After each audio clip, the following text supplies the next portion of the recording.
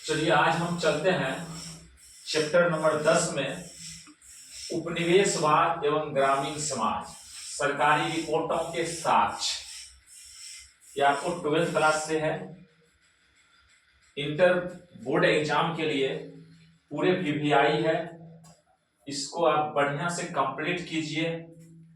अब हमको गागर में सागर भरने का काम करना होगा, आप लोगों को भी वही काम करना होगा। अगर ज्यादा विस्तार में जाएंगे तो न इधर का रहेंगे न उधर का रहेंगे, क्योंकि एक ठो में हम जो है लिपट करके रह जाएंगे। हमको तो काम करना है पूरा, इसलिए जो जो निचोड़ चीज है उसी को लेकर के हम लोग चलेंगे, जो कि परीक्षा के लिए बहुत ही उपयोगी है। इसको आप कंप्लीट कर लीजिए, समझ जाइए कि यही सब चीज आपके परीक्षा में पूछा जाएगा। उपनिवेशवाद एवं ग्रामीण समाज। अब है उपनिवेश है क्या? आप लोग तो निचले क्लास में भी पढ़े होंगे उपनिवेश क्या होता है। आर्थिक और राजनीतिक लाभ के लिए किसी देश पर, किसी समाज पर अधिकार कर लेना, आर्थिक अधिकार कर लेना, राजनीतिक अधिकार कर लेना, ये उपनिवेश कहलाता है। समझ गए बात को? जहां पर मेरा आर्थिक या राजनीतिक अधिकार हो गया उसको हम लोग उपनिवेश कहेंगे, उस क्षेत्र को उपनिवेश कहेंगे। उपनिवेशवाद क्या हो गया? उपनिवेश की जो मानसिकता है, उपनिवेश की जो होड़ की भावना है, उसको उपनिवेशवाद कहा गया। समझ गए? अब है ग्रामीण समाज। गांव के समाज पर इसका क्या असर पड़ा, क्या क्या हानियां हुई, क्या लाभ हुआ, कहां क्या समस्या हुई, क्या क्या संघर्ष हुआ, वही ग्रामीण समाज के बारे में हम लोग को पढ़ना है। उसके लिए सरकारी रिपोर्टों के साक्ष्य हैं कुछ, जिसके आधार पर जो है हम लोगों को जानकारी लेनी है। ध्यान दीजिए। सबसे पहले है संथाल विद्रोह कब हुआ? तो देख लीजिए 1855 संथाल विद्रोह कब हुआ? 1855 में हुआ। ठीक है, चलिए कब हुआ था? 1855 में। क्लियर बात है? 1855 में संथाल विद्रोह हुआ।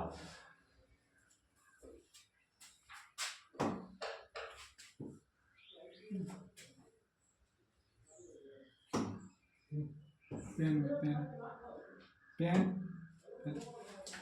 छोटी पे पेंसिल वाला चीज ऊपर ऊपर वो जो है चार्ट बनाया खड़ा खड़ा। चलिए ठीक है। अब देखिए हम लोग को इसी संबंध में जानकारी प्राप्त करनी है। ये सब ऑब्जेक्टिव क्वेश्चंस हैं, उसके बाद हम सब्जेक्टिव में भी चलेंगे। ये सब थोड़ा सा जो है आप लोगों को डिफिकल्ट बुझाया था, बाद बाकी ऑफलाइन में काम कर चुका हूं। अब हम एक्सप्लेनेशन में नहीं जाएंगे, अगर एक्सप्लेनेशन में जाएंगे तो बात लंबी हो जाएगी, हम ज्यादा काम नहीं कर पाएंगे। इसलिए शॉर्ट में ही जो है समझिए एक तरह से क्रैश कोर्स के रूप में इसको खींच लेना है किसी तरह से। फिर से मैं रिपीट कर देता हूँ, ठीक है? पहले तो मैं पढ़ाया हूँ और इसके बाद जो और आपको प्रॉब्लम है तो उसको मैं दोहरा रहा हूँ। ठीक है, शॉर्ट में चलिए, शॉर्ट में नहीं चलेंगे तो काम नहीं हो पाएगा। आगे देखते हैं संथाल विद्रोह कब हुआ। इसको तो हम लोग जान लिया 1855 में, अर्थात 5 और रहता 5 साल तो 1860 हो जाता। 60 में 5 कम, 1860 में 5 कम क्या होगा? 1855 होगा।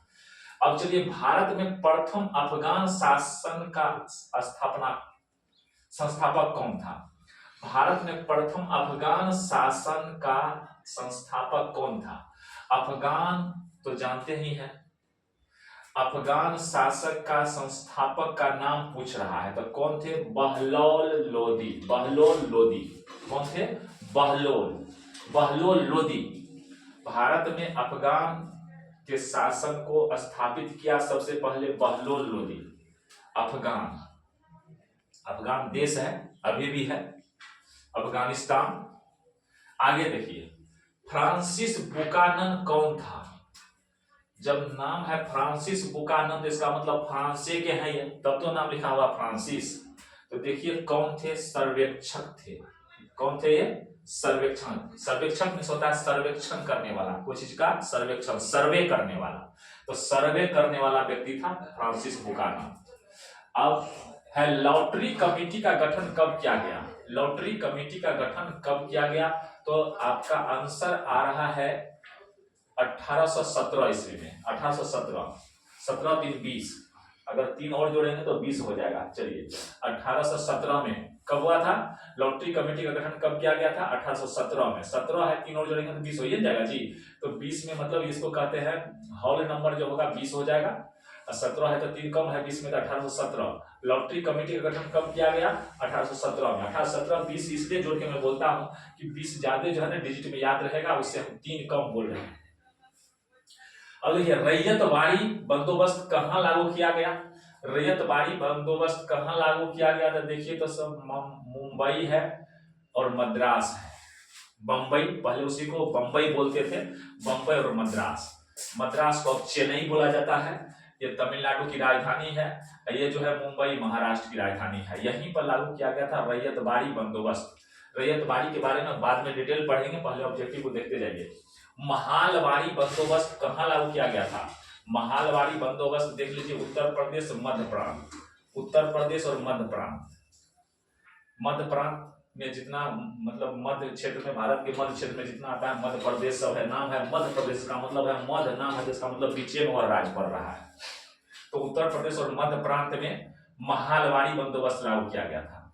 और देखिए मुंडा विद्रोह का नेता कौन था? मुंडा विद्रोह का नेता था बिरसा मुंडा। हम लोग बचपन में भी बिरसा मुंडा के बारे में पढ़े थे। बिरसा मुंडा जो है बांसुरी वादक थे, बहुत सुंदर बांसुरी बजाते थे, बहुत ही इनका व्यक्तित्व प्रभावी था, बड़ी साहसी व्यक्ति थे। इनको लोग भगवान से जोड़कर बहुत सारी कल्पना करते हैं, भगवान के रूप में इनको मानते हैं, पूजा भी करते हैं इनके लोग, आदिवासी लोग, बिरसा मुंडा। अब आगे देखिए, आगे चलते हैं। आगे है रैयतवाड़ी व्यवस्था में भूमि का स्वामी कौन होता था? भूमि का स्वामी कौन होता था? तो रैयतवाड़ी में देखिए पहले तो जमींदारी पर था, मतलब बिचौलिया को हटा करके अंग्रेज सरकार ने कहा कि नहीं बिचौलिया नहीं, अब डायरेक्ट किसान खेती करेगा, किसान से ही टैक्स लिया जाएगा डायरेक्ट, उसका वसूली दूसरा कोई नहीं करेगा, बिचौलिया को नहीं रखना है। तो डायरेक्ट अंग्रेज सरकार किस पर आ गई? किसान पर, कि किसाने से सुनना है और दूसरे आदमी को बीच में नहीं रखना है। सिद्धू कान्हू ने किसका नेतृत्व किया था? सिद्धू कान्हू किसका नेतृत्व किया था? संथाल का किया, क्योंकि सिद्धू कान्हू नाम से भी लगता है कि संथाले हैं। सिद्धू कान्हू इधर एक तो हॉस्टल हम गए थे, वहां पर लिखा हुआ था सिद्धू कान्हू हॉस्टल छात्रावास। वे लोग सिद्धू कान्हू को ज्यादा मानते थे, आदिवासी लोग ज्यादा रह रहा था वहां। सिद्धू कान्हू इन्हें भी लोग आदिवासी लोग देवता के रूप में पूजते हैं, तो संथाल लोग पूजते हैं, इसलिए संथाले का नेतृत्व करेंगे। आगे देखिए किस गवर्नर जनरल ने महालवाड़ी व्यवस्था को लागू किया? कौन गवर्नर जनरल? गवर्नर जनरल का नाम सुन लीजिए, लॉर्ड बेंटिंक ने महालवाड़ी व्यवस्था को लागू किया। महालवाड़ी क्या है बाद में हम लोग पढ़ेंगे, ठीक है। अभी देख लीजिए केवल महालवाड़ी जानिए। महालवाड़ी व्यवस्था को लागू करने वाले कौन थे? Lord William Bentinck. इन्होंने भारत में बहुत सारे काम किए, भारत के बहुत सारे दयनीय स्थिति को देख करके कुछ अच्छा भी काम किया, वैसे सभी लोग खराब नहीं थे अंग्रेज, कुछ लोग अच्छी बात भी सोचे, अच्छा काम भी किए, ठीक है। अब देखिए दामिन इको क्या था? दामिन इको भूभाग को दामिन इको कहा जाता था। भूभाग अर्थात भूमि के कुछ हिस्सा को, भाग को दामिन इको कहा जाता था। आगे देखिए कॉर्नवालिस कोड बना, कब बना कॉर्नवालिस कोड? 1793 में। अगर 7 और जोड़ देंगे तो 1800 हो जाएगा डायरेक्ट। 93 7 100 हो जाएगा तो 17 1 18 पूरी जाएगा, ठीक है। 1793 में 1700 यानी कि 1800 में 7 कम। अब चलिए तो कॉर्नवालिस कोड बना। कॉर्नवालिस ने ही अपने नाम पर इस कोड का नाम रखा था। क्या नाम रखा था? Cornwallis code. आगे देखिए ईस्ट इंडिया कंपनी का स्थापना कब हुई? सब लोग जानते हैं ईस्ट इंडिया कंपनी का स्थापना, सारे लोग जानते हैं कि 1600 ईस्वी में हुआ था। 1600 एडी हुआ। बीसी नहीं, बीसी तो हो गया बिफोर क्राइस्ट, अथवा ईस्वी पूर्व हुआ। बीसी हो गया ईस्वी पूर्व नहीं, 1600 ईस्वी के बाद की बात है, ठीक है। देखिए 1600 ईस्वी में हुई थी, सबको पता है 1600 ईस्वी में ईस्ट इंडिया कंपनी कलकत्ता में बनी थी। संथाल विद्रोह का नेता कौन था? संथाल विद्रोह का नेता कौन था? देखिए सिद्धू कान्हू, ऊपर में भी पढ़े थे, संथाल विद्रोह का नेता सिद्धू कान्हू थे। अब देखिए आगे चलते हैं, फिर आगे की बात है,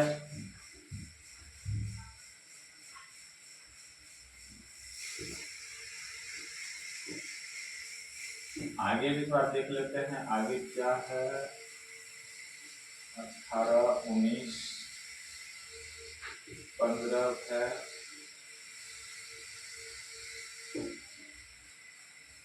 21 तक है ना, 22 तक है।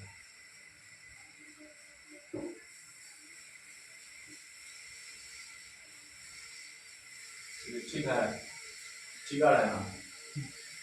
चलिए देखिए, अब है व्यय पगत के सिद्धांत का संबंध था।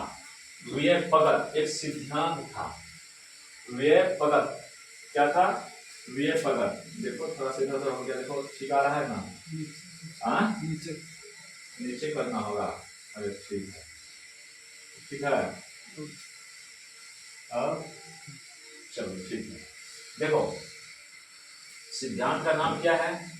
व्यय पगत। क्या नाम है? व्यय पगत के सिद्धांत का संबंध था। किससे संबंध था? डलहौजी से। डलहौजी भी एक अंग्रेज शासक थे। डलहौजी से व्यय पगत के सिद्धांत का संबंध था। इन्होंने व्यय पगत का सिद्धांत से अपना जुड़ा हुआ कुछ जो है अपना थ्योरी दिया, समझ गए ना? व्यय पगत से संबंधित कुछ थ्योरी दिए जिसका नाम पड़ा व्यय पगत के सिद्धांत। ये डलहौजी से जुड़ा हुआ है। अब देखिए दक्कन दंगा आयोग का गठन कब किया गया? दक्कन दंगा आयोग, दक्कन दंगा आयोग, दक्कन दंगा आयोग का गठन कब हुआ था? 1875 में। 1875 में, 75 5 80, 80 में 5 कम, ठीक है। 1875 में दक्कन दंगा हुआ था। ब्रिटिश शासन काल में भारत में धन प्रवास का सिद्धांत किसने प्रतिपादित किया? देखिए ब्रिटिश शासन काल में धन प्रवास का सिद्धांत, देखिए धन प्रवास का अर्थ होता है कि भाई अंग्रेज जो है यहाँ पर शासन कर रहा है, बिजनेस कर रहा है, कंपनी चला रहा है, और यहाँ के सारे कच्चा माल को ले जाकर के अपने यहाँ उसको जो है फैक्ट्री में देता है, फैक्ट्री से फिर जो है माल तैयार करके यहाँ पर बेचता है, और बेच करके भी जो मुनाफा होता है सब इंग्लैंड ले जाता है, और साथ साथ जो है यहाँ से कच्चा माल से जो फायदा होता है सब अपने रखता है, कम से कम दाम में लेता है, अपना माल अधिक से अधिक में बेचता है। इस कारण से धन के प्रवास का अथवा धन को यहाँ से भारत से दूसरे जगह ले जाना, तो धन प्रवास का सिद्धांत किसने दिया था? प्रभु सबसे पहले दादा भाई नौरोजी, नाम सुने हैं हम लोग इतिहास में, दादा भाई नौरोजी का। उतना बात हमको नहीं बोलना था, बात लंबी हो जाएगी। चलिए, कोल विद्रोह के नेता कौन थे? कोल विद्रोह का नेता थे बुद्धो भगत। कौन थे?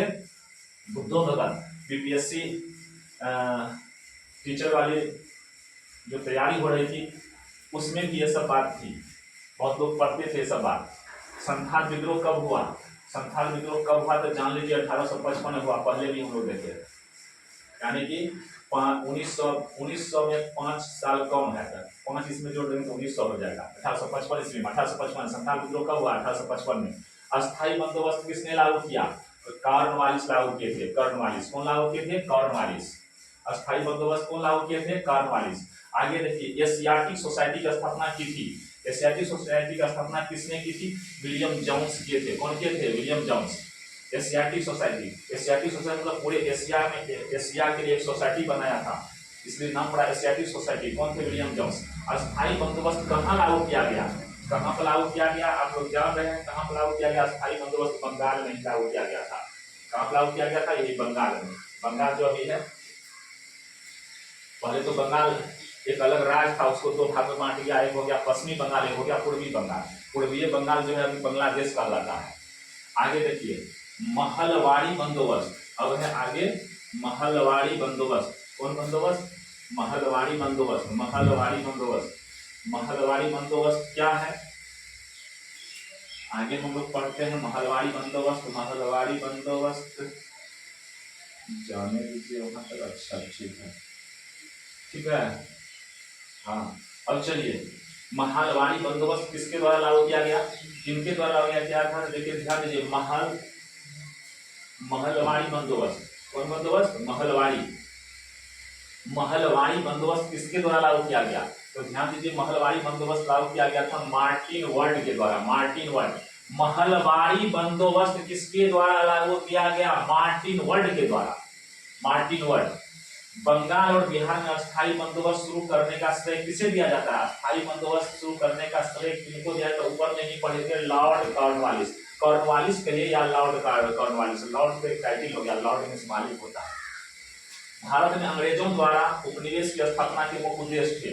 उपनिवेश क्यों स्थापित किए थे? क्यों यहाँ उपनिवेश जो है ये स्थापित किए? क्या कारण था? कच्चा माल प्राप्त करना। सही बात है, कच्चा माल की प्राप्ति के लिए भी। भारत का विकास करना। भाई भारत का विकास तो नहीं है, भारत के विकास के लिए थोड़े वो सोचा था। विकास करे कि जो हो उससे मतलब नहीं था, उनको मतलब था अपने लाभ से। अगर उसी में अगर विकास कर गया तो इनकी अपनी तकदीर है। उनके द्वारा निर्मित वस्तुओं को भारत में बेचना। हाँ ठीक है। भारत में शिक्षा का विस्तार। भारत में शिक्षा का विस्तार करना। अब देख लीजिए, भारत में शिक्षा का विस्तार करना क्या सही है? दो बात तो एकदम कटिए रहा है, दो बात एकदम कट रहा है।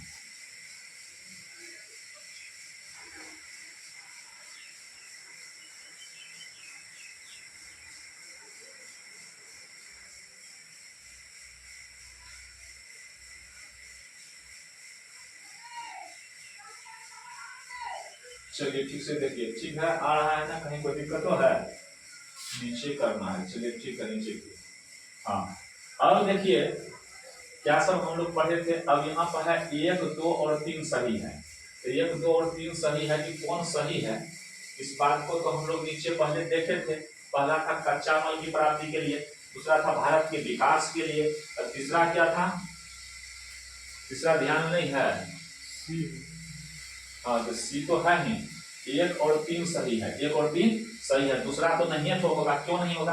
पहला नंबर का है कच्चा माल की प्राप्ति के लिए वो उपनिवेश स्थापित किया था। उसको तो लोभ था कि भारत में बहुत सारा प्राकृतिक साधन है, बहुत सारा कच्चा माल है, इसको अगर हम ले जाएंगे इंग्लैंड तो उसको फैक्ट्री में तैयार करके, उसको तैयार करने पर फिर जो है रेडीमेड माल जो होगा भारत में बेचेंगे तो बहुत फायदा होगा, दूसरे जगह भी बेच लेंगे। कच्चा माल के लिए क्या था? और दूसरा क्या था? दूसरी बात तो थी कि भारत के विकास के लिए। बात तो नहीं है तो होगा, भारत के विकास को सोच करके थोड़े उपनिवेश बनाया था वह। तीसरी बात क्या थी देखिए, तो हम भी भूल गए हैं। तीसरा कौन सा ऑप्शन था? तीसरा कौन सा ऑप्शन था देख लेते हैं। तीसरा ऑप्शन क्या था? तीसरा ऑप्शन था भारत में शिक्षा का विस्तार। हाँ सही बात है, भारत में शिक्षा का विस्तार। 3 ऑप्शन था, तो तीनों ऑप्शन में हम लोग तीनों ऑप्शन में मुख्य बात क्या थी? तीनों ऑप्शन में हम लोग पहले देख लें। एक नंबर का मामला क्या है? 1 नंबर का मामला है कच्चा माल की प्राप्ति के लिए अंग्रेज इसको उपनिवेश बनाया, अपना जो आधिपत्य जमाया। ठीक है। दूसरी बात थी कि भारत के विकास के लिए। भारत के विकास को तो नहीं सोच करके उपनिवेश बनाया, तो उपनिवेश बनाया था कि हमको अधिक से अधिक लाभ हो, यहाँ से कच्चा माल ले जाएंगे। ठीक है, फिर फैक्ट्री में तैयार करेंगे और वो माल जो तैयार हुआ फिर महंगा दाम में बेचेंगे। दूसरी बात तो भारत का विकास है वो एकदम नहीं होगा। पहली बात ठीक है, पहली बात ठीक है, पहली बात बिल्कुल ठीक है। दूसरी बात में गड़बड़ी बुझा रहा है। दूसरी बात है भारत के विकास के लिए, दूसरा नंबर नहीं होगा। तीसरा है शिक्षा के विस्तार के लिए, तो पहला और तीसरा दोनों सही है, तो इसलिए सी नंबर होगा। 1, 2, 3 सही नहीं होगा। 1, 2, 4 तो है ही नहीं। डी में है सभी सही है, सभी सही नहीं है। भारत के विकास के लिए थोड़े क्या था? सही सभी कैसे सही हो जाएगा? सभी सही नहीं होगा। 1 और 3 नंबर सही है, उधर जो ऑप्शन था 1 और 3 वही सही है। अब देखिए 1943 से 44 में बंगाल में अकाल की विभीषिका के बढ़ने का मुख्य कारण क्या था? कैसे अकाल बढ़ गया था? यहाँ देखिए, अभावग्रस्त क्षेत्रों में अकाल की विभीषिका का बढ़ना, जमींदारों एवं व्यापारियों द्वारा अनाज का भंडारण, कृषकों की अत्यधिक गरीबी। अब है अनाज का मूल्य बढ़ना, अनाज का मूल्य बढ़ना। बात सभी सही है। कैसे सही है? अभावग्रस्त क्षेत्रों में अकाल की विभीषिका का बढ़ना, जहां पर अभाव था, जहां पर लोगों को कमी थी बहुत सारे चीज की, अनाज की, तो वहां क्या हो गया? ज्यादा अकाल बढ़ गया, ज्यादा अकाल बढ़ गया। अकाल की विभीषिका के बढ़ने के मुख्य कारण, सबसे पहली बात, अभाव तो खुद था ही। अभाव था तो अभाव के कारण तो निश्चित है कि वहां अकाल होबे करेगा। अभाव है, अभाव में भाव कहाँ? अभाव है तो अकाल होबे करेगा। इसलिए अभावग्रस्त क्षेत्रों में अकाल की विभीषिका का बढ़ना। अभावग्रस्त क्षेत्र था वो खुद ही अभाव था वहां पर पहले से, इसलिए वहां पर अकाल की विभीषिका बढ़ गई। आगे है जमींदारों एवं व्यापारियों द्वारा अनाज का भंडार करना। जमींदार लोग और व्यापारी लोग क्या क्या था, अनाज का भंडार कर दिया था। लोग इधर मर रहा था, अपना अनाज स्टॉक में करके रखा था, छोड़िए रहा था। इसके कारण बताइए अकाल होगा कि नहीं। जब अनाज नहीं निकलेगा, भंडारण में से बाहर नहीं भेजेगा, तो अकाल तो होगा ही। लोगों को उपलब्ध होना कम हो गया, लोगों को उपलब्ध नहीं हो रहा था, इसलिए लोग मर रहे थे, भूखे मर रहे थे। तो ये भी बात सही है। उसके बाद कृषकों की अत्यधिक गरीबी, किसान लोग गरीब हो गए, उपजाने की क्षमता उसको घट गई, बढ़ नहीं गई, घट गई। तो घट गई तो क्या होगा, अधिक अनाज होगा नहीं होगा, जिसके कारण भी जो है अकाल पड़ेगा। अनाज का मूल्य बढ़ गया, अनाज जब अभाव हुआ था अनाज का मूल्य बढ़वे करेगा। अनाज का मूल्य हो गया तो क्रय शक्ति घट गया, लोग में खरीदने की क्षमता घट गई, जिसके कारण लोग भूखे मर रहे थे, पैसा नहीं मिल रहा था, जिसके कारण क्या हो गया, काफी अकाल पड़ा। इसलिए सभी क्या हो जाएगा, सभी सही होगा। 1 नंबर भी सही है, 2 नंबर भी सही, 3 नंबर भी सही, 4 नंबर भी सही, तो आंसर यही होगा। चलिए आगे अब चलते हैं हम लोग। चलिए ऑब्जेक्टिव तो समाप्त हो गया, अब हम आगे चलते हैं लघु उत्तरीय प्रश्न पर। किस पर, लघु उत्तरीय प्रश्न पर चल रहे हैं। लघु उत्तरीय प्रश्न को देख लीजिए, लघु उत्तरीय प्रश्न पर चल रहे हैं। लघु उत्तरीय प्रश्न, लघु उत्तरीय प्रश्न में आपका सबसे पहले आ रहा है, बंगाल में अस्थायी बंदोबस्त की कोई 2 विशेषताओं को लिखें। अस्थायी बंदोबस्त की क्या विशेषता थी, उसके बारे में हम लोगों को जानना है। अस्थायी बंदोबस्त, बंदोबस्त का अर्थ होता है कुछ का व्यवस्था कर देना, ठीक है। अस्थायी बंदोबस्त, अस्थायी मतलब वो काम को अस्थायी कर जाएगा, हमको इनकम एकदम बराबर आते रहेगा, इसमें कमी बेसी नहीं होगी। अस्थायी बंदोबस्त की कोई 2 विशेषता कहता है, बताइए। अस्थायी बंदोबस्त की कोई 2 विशेषता, क्या 2 विशेषता था। अस्थायी बंदोबस्त अंग्रेजी सरकार द्वारा लागू की गई भू राजस्व प्रणाली थी। छोड़िए, भू राजस्व प्रणाली तो थी नहीं, यानी कि भूमि के व्यवस्था के बारे में। भू राजस्व मतलब भूमि के लिए रेवेन्यू होता है, अभी भी जो है, अभी भी लगान हम लोग देते हैं जमीन का, हाँ, लेकिन उस समय में अंग्रेज जो व्यवस्था किया था, तो हम लगान की व्यवस्था को ही कहा गया था भू राजस्व प्रणाली, भू राजस्व व्यवस्था। तो उसकी व्यवस्था क्या थी, देखिए। सबसे पहले कॉर्नवालिस नाम के जो थे शासक, उन्होंने 22 मार्च 1793 ईस्वी को लागू किया। कब किया था लागू, 1793, याद रखिए सीधा 1793। अगर ईस्वी याद नहीं रहेगा सीधे लिखिए, कॉर्नवालिस ने लागू किया था किसको, अस्थायी बंदोबस्त को। अस्थायी बंदोबस्त को कौन लागू किया था, कॉर्नवालिस। कॉर्नवालिस लागू किया, इसमें कर वसूली का अधिकार स्थानीय जमींदार को दिया गया। किसको दिया गया, स्थानीय जमींदार को। कहने का अर्थ हो गया कि अस्थायी बंदोबस्त में क्या किया गया, किसान से डायरेक्ट टैक्स नहीं लेता था। टैक्स किससे लेता था, अस्थायी जमींदार से। अस्थायी जमींदार बनाया गया, तैयार किया गया। उसी में किसी को 500 बीघा जमीन, 1000 बीघा जमीन कोई खरीदा नहीं है। अभी भी किसी को जो 500 बीघा जमीन है, 200 बीघा जमीन है, खरीदा नहीं गया है। वो यही जो थे आपको कॉर्नवालिस, यही उनको जमींदारी दिए थे फ्री में, कि आप जो है किसान से टैक्स वसूलिए और हमको जमा कीजिए। अस्थायी जमींदार का व्यवस्था किया गया, अस्थायी जमींदार की प्रणाली को लागू किया गया। और तब क्या हुआ, इसमें सरकार और किसानों के बीच जमींदार वर्ग लाया गया। सरकार और किसान के बीच, ये दोनों बिचौलिया का काम करता था। जमींदार क्या काम करता था, बिचौलिया का। किसान और सरकार दोनों के बीच में कौन आ गया, जमींदार आ गया। ये जमींदार का काम क्या था, किसान से अधिक टैक्स लेना है और सरकार को जमा करना है, अपना भी बचत रखना है। अपना तो पूरे बचाता था, अब लेने का कुछ लेता होगा, कुछ ऊपर से किसान को दबाव में रखता था कि हमारा काम करो, ये कर दो, वो कर दो, और जैसा आदेश देता था वैसा मानना पड़ता था, क्योंकि नहीं तो तुम्हारी जमीन छीनी जाएगी, जमीन नहीं देंगे तुमको खेती करने के लिए। इस तरह से किसान का वर्चस्व, जमींदार का वर्चस्व बढ़ गया। किसान बेचारा जो है दबकू होते गया, गरीब होते गया। और इसका बेनिफिट ये भी हुआ, एक तो बेनिफिट ये हुआ कि किसान जो है खेती करने में काफी मन लगाया, पर लेकिन परिणाम क्या हुआ, जमींदार के उत्पीड़न के कारण, जमींदार के पीड़ा के कारण इसमें गरीबी आ गया, किसानों के शोषण का कारण बना, किसानों का शोषण का कारण बना। तो ये 2 विशेषता क्या हुआ, एक विशेषता ये हो गया कि कर का वसूली जो था जमींदार लोग करते थे, यही एक विशेषता हो गया। कर का वसूली कौन करता था, जमींदार लोग। और दूसरी बात क्या थी, खेती कौन करता था, किसान करता था। तो सरकार और किसान के बीच में जमींदार आ गया। एक बात है कि सरकार को आसान हुआ कि किसान से टैक्स नहीं लेना पड़ता था, किससे लेता था, जमींदार से लेता था, ठीक है। एक विशेषता हो गया कि सरकार को सुविधा हुई कि उसको अस्थायी टैक्स मिलने लगा, कहीं उसमें कमी नहीं होती थी। और दूसरी बात क्या हो गई कि किसान जो है, किसान खेती करता था और जमींदार उससे टैक्स लेता था। तो किसान थोड़ा तन मन से काम करने लगे और सरकार को जो है समय से टैक्स मिलने लगा। अब बीच में जमींदार काफी वर्चस्व में आ गया। यही सब इसकी विशेषता है। पलासी के युद्ध के 2 कारणों को लिखिए।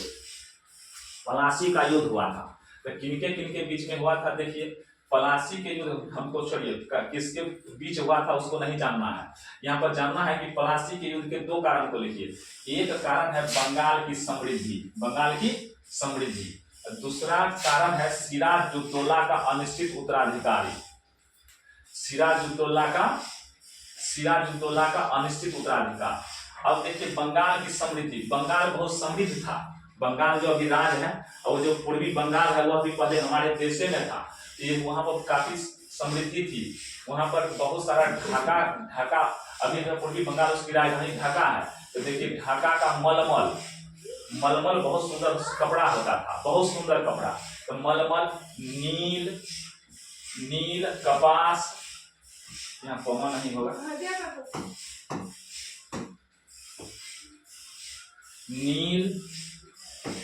नील कपास तथा जूट, ये 3 चीज जो है बंगाल में काफी मात्रा में उपजता था।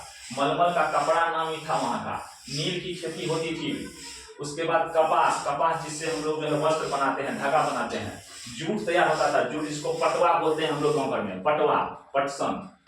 तो जूट बनता है, जूट उपजता था बहुत ज्यादा मात्रा में। कि खेती से अंग्रेज व्यापार द्वारा काफी धन कमा रहे थे।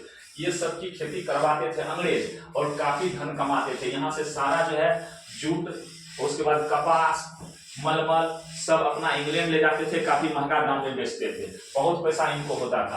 अतः बंगाल पर अपना दबदबा कायम करने के लिए अंग्रेजों ने यह युद्ध लड़ा। तो सोचा कि भाई जब इतना कुछ यहाँ से बेनिफिट हो रहा है तो यहाँ के जो पहले से जो है सरकार, पहले से जो राजा हैं उनके अधीन रह करके उनके मुताबिक काम करना पड़ता है। इससे अच्छा है कि बंगाल में अगर हमारा अपना निजी आधिपत्य हो जाए, निजी हमारा जो है शासन हो जाए, तब तो हम जो है आराम से क्या करेंगे, पूरे जैसे मन होगा वैसे अपना जो है जोर जबरदस्ती भी काम करवा लेंगे, खेती करवाएंगे पूरा, और अधिक से कम दाम देंगे, अधिक से अधिक लाभ देंगे। तो बंगाल की समृद्धि के कारण जो है क्या हो गया, बंगाल में को जो समृद्ध देखा, इसके कारण क्या हो गया, इसके कारण बंगाल की समृद्धि के कारण लोग, अंग्रेज को लालच हो गया, जिसके कारण क्या हो गया, पलासी का युद्ध हुआ।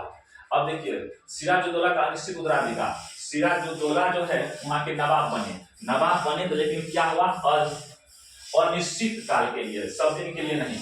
अलीवर्दी खान ने सिराजुद्दौला को अपना उत्तराधिकारी बनाया था। किसको बनाया था, अलीवर्दी खान किसको अपना उत्तराधिकारी बनाए थे, अपना कौन मालिक, अपना जो उत्तराधिकारी का अर्थ होता है अपने, मतलब कोई पिता है, वो राजा है, वो जिनको अपना राज सौंप रहे हैं वह उसका उत्तराधिकारी हो गया, अपने पुत्र को अधिकार सौंपते हैं। तो ये भी क्या किया, अपना विश्वास करके सिराजुद्दौला को वहां का नवाब बना दिया, सिराजुद्दौला का अपना उत्तराधिकारी बनाया था। परंतु शौकत जंग थे एक व्यक्ति, ये क्या किया, अंग्रेजों से मिलकर समर्थन मांगने लगा। किससे समर्थन मांगने लगा, कहा कि भाई हमको समर्थन दीजिए। अलीवर्दी खान को कहा गया कि हम भी इसमें हिस्सा लेंगे, हमको भी चाहिए, ठीक है, कारण हम भी उसके काबिल हैं। इसका कारण क्या हुआ, ये इनको तो अलीवर्दी खान चाहते नहीं थे, चाहते किनको थे, सिराजुद्दौला को। तो ये गुस्सा गए, गुस्साने के बाद अंग्रेज से तालमेल करके सोचा कि भाई अंग्रेज से तालमेल कर लेंगे तो अंग्रेज हमको साथ दे देगा, तो सिराजुद्दौला को हम खदेड़ देंगे।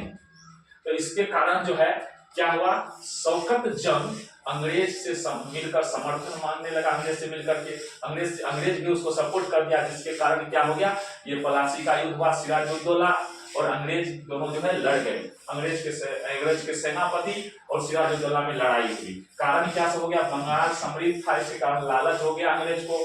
दूसरा कारण क्या था, सिराजुद्दौला को पछाड़ने के लिए, शौकत जंग को समर्थन देने के लिए इन्होंने लड़ाई की। तो 2 कारण हुआ, बंगाल की समृद्धि का लालच हुआ, सिराजुद्दौला जो था शौकत जंग, इसको अंग्रेज को साथ दे दिया, शौकत जंग, तो जिसके कारण जो है यह पलासी के युद्ध लड़ने में सफल हो गया। सोचा कि हमको समर्थन मिल रहा है, युद्ध का लगा देते हैं, यही 2 कारण हुआ। आगे देखिए शौकत जंग, इसमें मुख्य चीज हो गया। सहायक संधि से आप क्या समझते हैं, सहायक संधि। अब देखिए सहायक संधि ब्रिटिश ईस्ट इंडिया कंपनी और भारतीय रियासतों के बीच की संधि थी। किनके बीच? अब देखिए, सहायक संधि British east India company. East India company किसका था? अंग्रेज का था। ब्रिटिश वही हो गया, ब्रिटेन का जो कंपनी था उसी को ब्रिटिश ईस्ट इंडिया कंपनी कहा गया। और भारतीय रियासतों, भारतीय रियासत मतलब भारत में छोटे छोटे बहुत सारे राजा थे। कश्मीर में राजा थे, इधर आपको क्या कहते, अहमदाबाद में राजा थे, बहुत सारे छोटे छोटे राजा थे, बहुत राज्य में अनेक राजा थे, और राजा में आपसी मेल नहीं था। तो सुनिए, तो इसमें क्या किया गया? ब्रिटिश ईस्ट इंडिया कंपनी, ये कंपनी जो अंग्रेज की कंपनी थी, और भारतीय रियासत सब जो था, बहुत सारा रियासत था, आजादी के बाद सबको मिलाया गया, अपने में विलय किया गया। तो ईस्ट इंडिया कंपनी और रियासत के बीच संधि थी, दोनों में संधि किया गया कि अंग्रेज और राजा के बीच में जो रियासत थे उसके बीच में तालमेल किया गया, अपना अंग्रेज कंपनी को चलाने के लिए ये अपना एक बुद्धि लगाया। समझ गए ना? अब देखिए, इसके अनुसार भारतीय रियासतों को ब्रिटिश सत्ता की सर्वोच्चता स्वीकारनी होती थी। इसमें क्या करना पड़ता था? अंग्रेज लोग कहा कि भाई आप लोग जो छोटे छोटे राजा हैं, आप ही का राज रहेगा, ठीक है, लेकिन एक काम कीजिए, आपको दूसरा राजा खदेड़ देगा, ठीक है, या नहीं तो दूसरे देश का पुर्तगाली और फ्रांसीसी लोग जो आए हैं आपको दबोच देगा। इसके कारण आप हमसे मिल लीजिए, हमसे जो मिलिएगा तो हम क्या करेंगे, आपको पूरे सेना का सहायता देंगे, तो किसी का दाल नहीं गलने वाला है। तब समझ गए, कोई आपको आंख नहीं दिखाएगा। यही सब बात कह करके देशी रियासत के साथ क्या किया? वह तालमेल किया। रियासतों को ब्रिटिश सत्ता की सर्वोच्चता स्वीकारनी होती थी। अगर ये रियासत के जो राजा होते थे, जो रियासत होते थे, उनको ब्रिटिश सत्ता अर्थात ब्रिटिश सत्ता की सर्वोच्चता मतलब ब्रिटिश को अर्थात अंग्रेज को मानना पड़ता था, अंग्रेज की सत्ता को मानना पड़ता था कि सब कुछ आप ही हैं, हमारा संरक्षण कीजिए, हमारी सुरक्षा कीजिए। इस कारण से ये देशी रियासत जो है अंग्रेज से तालमेल कर लिए। लेकिन एक शर्त रखे थे कि लेकिन हमको मानना पड़ेगा, आपको, हमको नहीं मानिएगा तब हम साथ नहीं देंगे, हमारी सर्वोच्चता को मानना पड़ेगा, कारण हम ही ना आपको संरक्षण दे रहे हैं। हम नहीं रहेंगे तो आपको कोई राजा जो है खदेड़ के मारेगा, चाहे दूसरा जो देश का आया है फ्रांसीसी सब वो सब मारेगा। इसलिए हमारी सर्वोच्चता को मानिए, हमारी बात को मानिए, स्वीकार कीजिए आप। इसके बदले कंपनी उस राज्य की सुरक्षा के लिए ब्रिटिश रेजिडेंट के अधीन एक सैन्य टुकड़ी उस रियासत में रखता था। तो ये क्या करते थे? इसके बदले में कंपनी उस राज्य की सुरक्षा के लिए कहता था कि हम आपके राज्य का सुरक्षा करेंगे, इसके लिए हम अपना सेना आपको देते हैं, और वहां सेना रहेगा, वहां क्या रहेगा? सेना रहेगा, और आपका रक्षा बढ़िया से करेगा। जैसे अभी अमेरिका कर रहा है, अमेरिका क्या करता है? दूसरे देश को अपने चंगुल में ले लेता है, और उसके बाद कहता है हमारा सेना यहाँ रहने दीजिए, और सेना नहीं रहेगा तो दूसरा देश फिर आपको आक्रमण कर देगा। धीरे धीरे क्या करता है? अमेरिका अपना वर्चस्व जमा लेता है, और वहीं पर जमीन खरीद लेता है सेना को रखने के लिए, साथ साथ एयर बेस भी बना लेता है, बहुत कुछ कर लेता है। ऐसा कई देशों में उन्होंने किया है। अब देखिए, उसकी लेकिन मंशा कुछ अलग रहती है, सहायता नहीं, सहायता के साथ मंशा कुछ अलग रहता है। इसके बदले कंपनी उस राज्य की सुरक्षा के लिए ब्रिटिश रेजिडेंट के अधीन एक सैन्य टुकड़ी देता था, सेना देता था कि आप इसी राज्य में रहेगा, आपकी सुरक्षा के लिए अपना सैनिक आधिपत्य भी जमा लेता था। जब सेना उसका हो गया, सेना ही उस क्षेत्र का रक्षा कर रहा है, तो सेना तो अंग्रेज का हो गया, तो जैसा कहेगा वैसा सुनबे करेगा, धीरे धीरे अपना वर्चस्व कायम कर लेगा। आगे देखिए, प्लासी का युद्ध कब और किसके मध्य हुआ? प्लासी का युद्ध कब और किसके मध्य हुआ? ऊपर में ही हम लोग पढ़ चुके हैं प्लासी के युद्ध के बारे में। प्लासी के युद्ध के बारे में हम लोग ऊपर ही पढ़ चुके हैं, तो ध्यान दीजिए। अब हम लोगों को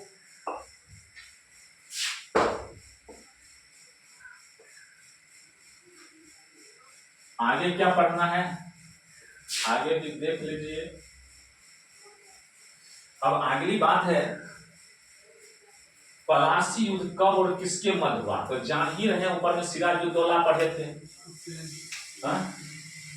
सिराजुद्दौला पढ़े थे ऊपर में। सिराजुद्दौला और अंग्रेजों के बीच हुआ था।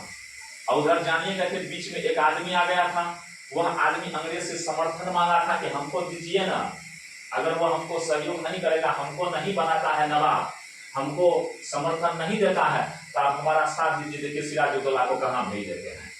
देखिए, प्लासी का युद्ध कब और किसके मध्य हुआ था? प्लासी का युद्ध 22 जून 1757 याद रखिए, प्लासी का युद्ध 1757 हुआ था। प्लासी का युद्ध 1757 में हुआ था। वो ब्रिटिश ईस्ट इंडिया कंपनी की ब्रिटिश ईस्ट इंडिया कंपनी के सेनापति रॉबर्ट क्लाइव, क्या नाम है? रॉबर्ट क्लाइव, क्या नाम था? रॉबर्ट क्लाइव, नाम क्या था? रॉबर्ट क्लाइव, नाम था उनका रॉबर्ट क्लाइव। देखिए, तो रॉबर्ट क्लाइव जो है, नाम को याद रखिए रॉबर्ट क्लाइव। अगर नाम याद नहीं रहेगा तो केवल लिख दीजिएगा याद। प्लासी का युद्ध 1757 में हुआ था। कब हुआ था? 1757 में हुआ था। 1757 में किसके किसके बीच हुआ था? हम जान रहे हैं सिराजुद्दौला और उसके सेनापति के साथ युद्ध हुआ था। सेनापति का नाम भूल जाइएगा तो सीधा लिखिएगा कि सिराजुद्दौला और अंग्रेज के सेनापति के साथ हुआ था। बात खत्म है। तो सेनापति कौन थे? Robert Clive. अगर नाम याद रहेगा रॉबर्ट क्लाइव तो ठीक है, नहीं तो केवल लिखिएगा कि भैया 1757 में युद्ध हुआ था। किसके किसके बीच हुआ था? तो सीधी सी बात है कि युद्ध हुआ था सिराजुद्दौला, नवाब थे बंगाल के, सिराजुद्दौला और ईस्ट इंडिया कंपनी के सेनापति के साथ। ठीक है, नहीं तो यह भी भुला जाइएगा तो सीधा लिखिएगा ईस्ट इंडिया कंपनी और सिराजुद्दौला के बीच प्लासी का युद्ध हुआ था। अगला क्वेश्चन है, झूम खेती के बारे में आप क्या जानते हैं? झूम खेती क्या हुआ भाई? झूम के इधर जाना, झूम के उधर जाना, ये बात मत सोचिएगा। सुनिए, इसका अर्थ हुआ कि जहां पर जंगल झाड़ है ना, उसको लोग साफ कर देते थे और साफ करने के बाद खेती करते थे। और खेती करते करते जब वहां की उपजाऊ शक्ति घट जाती थी तो फिर उसको छोड़ दिया जाता था। पहले तो जंगल को बढ़िया से काटता था, झाड़ी पाती जितना था उसको काट लेता था बढ़िया से झूम खेती करने के लिए। और काट करके सब सूखता था तो जला देता था, फिर उसको जोत देता था और जोत के फसल उग जाता था। जब वहां की शक्ति घट जाती थी, जमीन को उपजाऊ कम होता था, वैसे भी तो उपजाऊ कम होवे करेगा। कोई किसी भी प्रकार का कृत्रिम या आर्टिफिशियल जो टेक्नोलॉजी है उसको नहीं अपनाया जाता था। खाद बीज भी उत्तम क्वालिटी का नहीं होता था। एक बार दो बार उपजाया, उसके बाद क्या होता था, वहां की जमीन की शक्ति घट जाती थी। जब जमीन की शक्ति घट जाती थी तो वो लोग उसको छोड़ देते थे। फिर खरपतवार निकल रहा है, झाड़ी पाती निकल रहा है, और उसके बाद दूसरा जो जंगल होता था उसको साफ करके फिर खेती करना शुरू कर देता था। और जब वहां भी शक्ति घट गई, अब देखा यहाँ अब बढ़िया हो गया है, तो क्या करते थे, तो वहीं पर फिर वही काम करते थे। उसको हटा करके घास पात को सुखा करके फिर हल चला देते थे, फिर खेती करने लगते थे। यही हुआ झूम खेती। कभी झूम के उधर जाइए, कभी झूम के इधर आइए। तो ध्यान दीजिए, झूम कृषि एक आदिम प्रकार की कृषि, आदिम मतलब पुराने जमाना का खेती है, जिसमें पहले वृक्षों तथा वनस्पतियों को काट कर उन्हें जला दिया जाता है और साफ की गई भूमि को पुराने उपकरण, लकड़ी का हल पहले चलता था ना, पुराना उपकरण वही हुआ। उपकरण मतलब यंत्र होता है, से जुताई करके बीज बो दिए जाते हैं। फसल पूर्णतः प्रकृति पर निर्भर होती है। कोई सिंचाई नहीं, कोई खाद नहीं, समझ गए ना? यूरिया पोटाश ये सब कुछ, फास्फोरस, कोई मतलब नहीं था। ठीक है, जुताई करके बीज को बो दिए जाते हैं। फसल पूर्णतः प्रकृति पर निर्भर होती है और उत्पादन बहुत कम होता है। तो कम होवे करेगा, कोई टेक्नोलॉजी नहीं है तो कम होवे करेगा। सिंचाई की व्यवस्था नहीं है।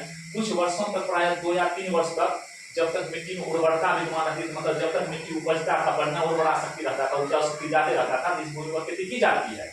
इसके पश्चात इस भूमि को छोड़ दिया जाता है, जिस पर पुनः पेड़ पौधे उगाते हैं। अब अन्यथा जंगली भूमि को साफ करके कृषि के लिए नई भूमि प्राप्त की जाती है और उस पर भी कुछ ही वर्ष तक खेती की जाती है। समझ गए बात को? यहाँ से उठ के वहां जाइए, वहां से उठ के वहां जाइए, खेती पर मतलब जमीन को बदल के खेती करता था। जमीन भी पर्याप्त थी, जंगल झाड़ था, उसी को काट के लोग खेती करने लगते थे। अब है उपनिवेशवाद का क्या अर्थ है? उपनिवेशवाद का अर्थ तो मैं पहले बताया था कि कोई समृद्ध और शक्तिशाली देश जो है, शक्तिशाली देश में किसी को उपनिवेश बनाएगा। दूसरा कौन बनेगा? कॉलोनी कौन बनाएगा दूसरे देश को? जो शक्तिशाली देश है, जो काफी बुद्धि है, काफी जो है चालबाज है, वही ना बनाएगा। और वो क्या करता था, दूसरे देश या समाज पर क्या करता था, अपना आधिपत्य आर्थिक लाभ के लिए या राजनीतिक लाभ के लिए दूसरे पर आधिपत्य कर लेता था, खास करके विशेष आर्थिक लाभ के लिए। आर्थिक लाभ के लिए ही राजनीतिक भी अधिकार जमाता था। समझ गए ना? उपनिवेशवाद का मूल अर्थ है किसी समृद्ध मतलब पूरा जो संपन्न देश है, शक्तिशाली देश है, द्वारा किसी निर्बल मतलब कमजोर परंतु प्राकृतिक संसाधन परिपूर्ण देश, कमजोर देश है जहां पर प्राकृतिक संसाधन पूरा है, लकड़ी है, कोयला है, अवरक है, तांबा है, चांदी है, सोना है। समझ गए? प्राकृतिक संसाधन से भरपूर है। भारत भी प्राकृतिक संसाधन से भरपूर था, लेकिन कमजोर था। परिपूर्ण देश पर अपना राजनीतिक सत्ता स्थापित करना। क्या समझे बात को? उपनिवेशवाद का अर्थ क्या हो गया? समृद्धशाली और शक्तिशाली देश द्वारा किसी कमजोर, निर्बल, जो प्राकृतिक संसाधनों से भरपूर है, बहुत सारा प्राकृतिक संसाधन है जिस देश में, उस पर जो अपना अधिकार कर लेता है, समझ गए ना, उस पर जो अपना राजनीतिक सत्ता स्थापित कर लेता है, उसी को कहा जाता है उपनिवेशवाद। इस मनोवृत्ति को, इसी भावना को हम लोग उपनिवेशवाद बोलते हैं। और जिस देश पर आधिपत्य जमाता है उसको उपनिवेश कहता है, उसी को अंग्रेजी में कॉलोनी बोलते हैं। क्लियर है बात। भारत को अंग्रेजों द्वारा उपनिवेश कायम करना। भारत पर देखिए, भारत में प्राकृतिक संसाधन भरपूर था, सारा चीज था, लकड़ी था, कोयला था, सोना था, चांदी था, इसको सोना का चिड़िया कहा जाता था। लेकिन यहाँ के राजाओं में मेल नहीं था। मेल नहीं होने के कारण क्या हो गया, अंग्रेज ने खेल किया। अंग्रेज खेल क्या किया, धीरे धीरे अपनी कंपनी को खोला। कंपनी खोलने के बाद क्या हो गया, जैसे हम बताए कि वहां पर क्या कहा था, बंगाल में क्या कहा कि भाई, और दूसरे जगह भी क्या कहा कि हम जो है आपको सहायता देंगे, तब आपको कोई कुछ नहीं कहेगा, आंख नहीं दिखाएगा। और जब सेना रख लिया तो वर्चस्व तो उसका हो ही न जाएगा, धीरे धीरे उस राजा को अपने अधीन कर लेता था। तो उसी तरह से वो क्या क्या राजनीतिक सत्ता जमाया भारत पर। किस लिए, आर्थिक लाभ के लिए कि यहाँ जो है कोयला है, सारा प्राकृतिक संसाधन उपलब्ध है। यहाँ पर जब आधिपत्य हो जाएगा तो हम आराम से यहाँ से कच्चा माल ले जाएंगे और अपने फैक्ट्री में बढ़िया से उसको तैयार करके उसी माल को फिर भारतवासी को दे देंगे, कम में खरीदेंगे, ज्यादा में बेचेंगे, भारत गरीब होकर करेगा। और देखिए यही हुआ उपनिवेशवाद। संथाल विद्रोह पर कितनी लिखे, देखिए सरकारी अधिकारियों, जमींदारों, व्यापारियों द्वारा, महाजनों द्वारा शोषित होकर संथाल ने विद्रोह कर दिया। क्या किया सुनिए, संथाल सब कैसे विद्रोह किया। अधिकारी जो अंग्रेज का जो पदाधिकारी सब होता था, ऑफिसर सब होता था, जमींदार भी शोषण करना शुरू कर दिया, अधिकारी भी शोषण करना शुरू कर दिया। व्यापारी जो बड़ा बड़ा होता है, महाजन जो पैसा वैसा लेन देन करता है, पैसा देता है और अधिक से अधिक टैक्स लेता है, अधिक से अधिक ब्याज लेता है, ऐसे 3-4 आदमी अधिकारी लोग भी जो है अपने जूते के तले रखना शुरू किया कि हम अधिकारी हैं। अगर शादी विवाह भी किसी के यहाँ होती थी तो सबसे पहला जो है भोजन उसको अधिकारी को जाता था। नहीं देने पर क्या करता था, बहुत बड़ी सजा भी देते थे अधिकारी लोग कि तुम्हारे यहाँ ये सबसे पहले ये भोज भात हुआ तो हमको भोजन खिलाया, ऐसे भी होता था। और ऐसा चंपारण में ऐसा भी देखा गया, जहां पर जो हुक्म करता था वही होता था, इधर उधर करने पर घर में आग भी लगा दी जाती थी। तो ये अधिकारी लोग बड़ी तबाह करिए। जमींदार लोग भी जो है, जमींदार तो हमारे देश का था लेकिन वो अंग्रेज के फेवर का लोग था। अंग्रेज से क्योंकि इनको लाभ होता था इसलिए जमींदार लोग तो सोचते थे भले है, बहुत बढ़िया है, समझ गए ना।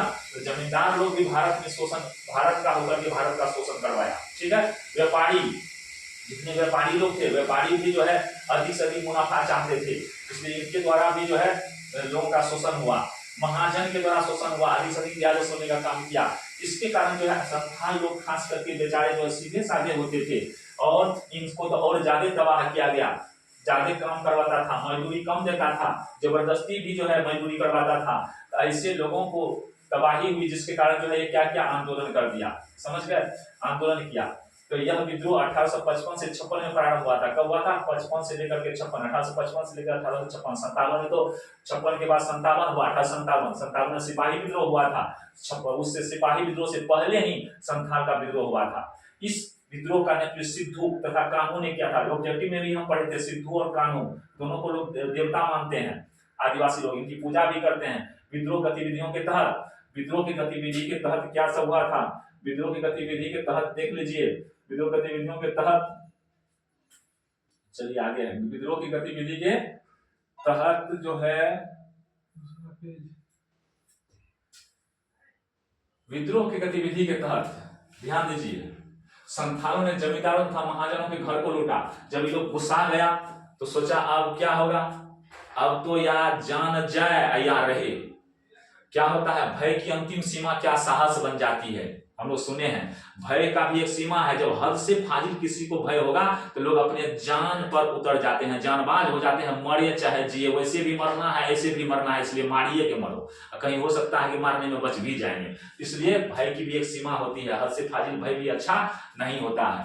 ध्यान दीजिए, संथालों ने जमींदारों तथा महाजनों के घर को लूटा। किसको लूटा, क्या क्या, सब जमींदार सब जो शोषण कर रहा था, महाजन सब जो शोषण कर रहा था, सब के घर को लूटा, खाद्यान्न को छीना, जो घर भोजन मतलब गेहूं चावल दाल जो जमा कर करके रखा था सब को लूट लिया। सरकारी अधिकारियों ने विद्रोह को दबाने के लिए मारपीट करके उनका दमन प्रारंभ किया। सरकारी अधिकारी सब, पदाधिकारी सब क्या किया, ये तो उसी के फेवर का लोग था ना जी, किसके फेवर का लोग था, ये तो उसी के फेवर का लोग था। तो ठीक है, आ रहा है बढ़िया। हाँ देखिए, हाँ ठीक है, सरकार ये महाजन जमींदार सब किसके फेवर का लोग था। भारत आजाद कैसे होता, सब तो अंग्रेज से मिला हुआ ही था जी। महात्मा गांधी, भगत सिंह, चंद्रशेखर आजाद, सुभाष चंद्र बोस, अबुल कलाम, ये सारे लोग, बड़े बड़े लोग जब विद्रोह करके आंदोलन करके देश को आजाद कर दिया, अब लोग ऐंठ रहे हैं। जमींदार लोग भी तो उसी का आदमी था, जमींदार लोग भी अंग्रेजे का आदमी था जी, महाजन सब भी अंग्रेजे का आदमी था, भारत में रह करके भारत विरोधी था, तो उसको देशद्रोही नहीं कहेंगे। और सब महात्मा गांधी को और सब पर हम उंगली उठाएंगे। देखिए, महाजनों के घरों को लूटा, खाद्यान्न को छीना, सरकारी अधिकारियों ने विद्रोह को दबाने के लिए मारपीट करके उनका दमन प्रारंभ किया। सरकारी अधिकारी क्या किया, जब ये लोग विद्रोह किया, ऑफिसर लोग क्या किया, वही विद्रोह को दबाने के लिए आदिवासी को ही पीटना शुरू किया, मारना शुरू किया, जिससे विद्रोही और अधिक उग्र हो गए। क्या हो गए? और अधिक। ये लोग जो है जब मारपीट किया तो और ज्यादा जो है उग्र हो गया, शांत नहीं हुआ ये लोग। अब देखिए, सिद्धू तथा कान्हू, सिद्धू तथा कान्हू, ये दो व्यक्ति का नाम हम लोग पहले से भी जान रहे हैं, सिद्धू कान्हू। सिद्धू कान्हू कौन कौन? सिद्धू कान्हू। देखिए, सिद्धू कान्हू, ध्यान दीजिए, सिद्धू कान्हू को संथालों ने ईश्वर के भेजे हुए दूत माना और उन्हें विश्वास था कि ये इन शोषणों से मुक्त दिलाएंगे। ये सोच रहे थे सभी आदिवासी की यही दो व्यक्ति है, सिद्धू और कान्हू, जो हमको शोषण से मुक्ति दिलाएगा। जमींदार जो तंग कर रहा है, महाजन जो तंग कर रहा है, ऑफिसर सब जो तंग कर रहा है, सबसे मुक्ति दिलाने वाला ये ही भगवान है, सिद्धू है, कान्हू है। इन्हीं के बदौलत हम लोग स्वतंत्र हो सकेंगे। संथाल अस्त्र, तीर, कमान, भाला, कुल्हाड़ी सब लेकर के एकत्रित हुए और अंग्रेजों देखो सरकारी अधिकारियों तथा जमींदारों से धमकी के साथ, देखिए अंग्रेज सरकारी अधिकारी जो पदाधिकारी सब था, ऑफिसर सब था, जमींदार सब था, धमकी के साथ अपनी मांगे रखी, कही या तो दीजिए या तो जान जाए या रहे, हमको उससे मतलब नहीं है, अब मर मिटने के लिए हम लोग तैयार हैं। इसलिए कहा कि देना है तो दीजिए और नहीं तो बस मेरा कुल्हाड़ी अस्त्र चलेगा, तीर चलेगा। अब देखिए, सरकारी अधिकारियों ने इस चेतावनी पर ध्यान नहीं दिया तो संथाल ने जमींदारों, साहूकारों, महाजन सबका, साहूकार और महाजन सब सरकारी अधिकारियों के विरोध में सशस्त्र विद्रोह आरंभ कर दिया। मतलब अब कहा अस्त्र चला दिया ये लोग। चलिए, यही था आपका संथाल विद्रोह। भारत में 1855 से लेकर के 1856 तक चला। आगे भारत में उपनिवेश की स्थापना के 4 कारण लिखे। क्यों उपनिवेश का स्थापना हुआ? उपनिवेश का स्थापना तो जानिए करते हैं कि भारत में किस लिए किया था, पहले भी हम लोग पढ़ चुके हैं भाई। कच्चा माल की प्राप्ति के लिए, भारत में विस्तृत बाजार होना, भारत में कच्चे माल की अधिकता थी, कच्चे माल बहुत पर्याप्त मात्रा में थी, तो कच्चे माल के लिए भी विस्तृत इसको बाजार भी बनाया। कहा कच्चा माल ले जाएंगे, मुझे तो लुटिए के जा रहा था बहुत कम दाम में, और वहां से फिर क्या करता था, लूटेगा के यहाँ पर अधिकार था तो सीधा उठा उठा के ले जाता था, वहां पर बनाता था, फिर भारत में बेचता था। तो बाजार भी भारत को बना लिया, यहाँ का कच्चा माल भी ले गया और भारत के लोगों को अधिक से अधिक दाम में बेचता भी था। तो भारत का लोग खोखला क्यों नहीं होगा? भारत में सस्ते मजदूरों को उपलब्धता, यहाँ पर सस्ता में कम दाम में मजदूर मिलता था, कोई भूखे लोग मरता था, बेरोजगारी थी, खाने के लिए नहीं मिलता था, तो कम से कम भोजन मिल जाता था, थोड़ा सा पैसा मिल जाता था, लोग काम करने के लिए शुरू कर देता था। भारत में राजनीतिक एकता की कमी, सभी राजा आपस में लड़ रहे थे, यही 4 कारण था जिसके कारण उपनिवेश स्थापित हुआ भारत में। अंग्रेज लोग जो है काफी इस पर क्या किया, आधिपत्य जमाया। किस लिए? यही 4 चीज को देख करके, कच्चा माल देख करके सोचा यहाँ पर बाजार भी मिल जाएगा, हमको बढ़िया से माल मेरा बिकेगा, इसके कारण हमारे घरेलू उद्योग को, कुटीर उद्योग को समाप्त किया गया। कितने कारीगरों का हाथ काट लिया गया, ये नए हाथ रहेगा ना बनाएगा, नहीं बनाएगा तो हमारा माल बहुत बढ़िया से बिकेगा। तो ध्यान दीजिए, भारत में विस्तृत बाजार भी हुआ, भारत में सस्ता मजदूर भी उपलब्ध हो गया, भारत में राजनीतिक एकता की कमी थी, इसके कारण भी मौका का फायदा उठाया। तो कच्चा माल, बाजार, मजदूर और राजनीतिक एकता की कमी के कारण उपनिवेश यहाँ पर स्थापित करने में उसको काफी मदद मिली। यही 4 कारण था। रैयतवाड़ी व्यवस्था की विशेषताओं को लिखे। रैयतवाड़ी व्यवस्था क्या था, देख लीजिए। रैयतवाड़ी व्यवस्था, रैयतवाड़ी व्यवस्था क्या था? रैयतवाड़ी व्यवस्था देखिए, रैयत, अब देखिए क्या हुआ, पहले तो अस्थायी बंदोबस्त किया गया, बिचौलिया को तैयार किया गया। बिचौलिया कौन था? जमींदार था। अब देखिए, अब रैयतवाड़ी व्यवस्था शुरू होता है। अब इसमें क्या किया गया, अब इसमें बिचौलिया को हटाया गया, रैयतवाड़ी में डायरेक्ट किसान पर आ गया। भू राजस्व की व्यवस्था 1812 में कब हुआ था? 1812 से मद्रास और बंबई में स्थापित की गई थी। कहाँ? मद्रास और बंबई में, 2 जगह 1812 ईस्वी में। इस व्यवस्था किसान और सरकार के मध्य बिचौलिया का अभाव था। इसमें क्या हो गया, किसान और सरकार के बीच में से बिचौलिया का अभाव हो गया, मतलब बिचौलिया को हटा दिया गया। सरकार और किसान के बीच अस्थायी बंदोबस्त में जो बिचौलिया को रखा था, जमींदार को बीच से हटा दिया। किसान को ही भूस्वामी मानकर इन्हीं को क्या किया गया, इन्हीं को भूमि का मालिक मान लिया गया। उसके साथ लगान तय किया गया। किसान को अपनी उपज का 2 भाग लगान के रूप में देना था। कितना था? आधा आधी का था लगाने दो। बेचारा ये भी तो गड़बड़े बात हुआ। किसान से तो डायरेक्ट टैक्स ले रहे हैं, कर ले रहे हैं, लेकिन बहुत ज्यादा टैक्स ले रहे हैं ना।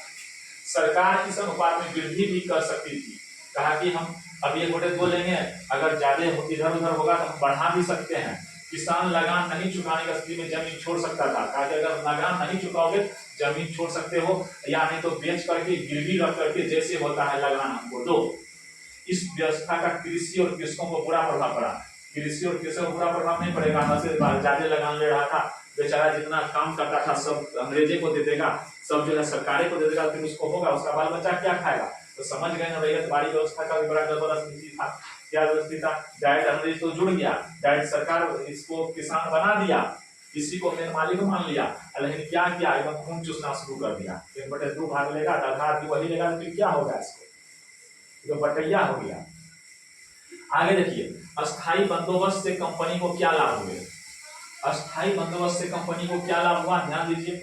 अस्थायी बंदोबस्त से कुछ समय के लिए बंगाल की आर्थिक स्थिति में सुधार हुआ। अस्थायी बंदोबस्त करने से क्या हुआ, खेती में थोड़ा सा वृद्धि हुई। वैसे बीच में जमींदार आ गया, तो जमींदार लोग क्या करते थे, काफी जो है ना सख्ती के साथ खेती करवाता था। खेती करो बढ़िया से, टैक्स देना होगा, और नहीं खेती करोगे टैक्स तो लेवे करेंगे। तो किसान लोग मन से खेती करने लगा। जब किसान लोग मन से खेती करने लगा तो समझिए बात को, जब किसान मन से खेती करने लगा तो क्या होगा, आर्थिक स्थिति सुधरेगी ना। कंपनी के समक्ष आर्थिक अस्थिरता की स्थिति समाप्त हो गई। कंपनी के समझ आर्थिक अस्थिरता थी कि इस बार हो सकता है कि कर नहीं मिलेगा, हमको लगान नहीं मिलेगा, कम मिलेगा, ज्यादा मिलेगा, कभी कम भी मिलता था, कभी ज्यादा भी मिलता था।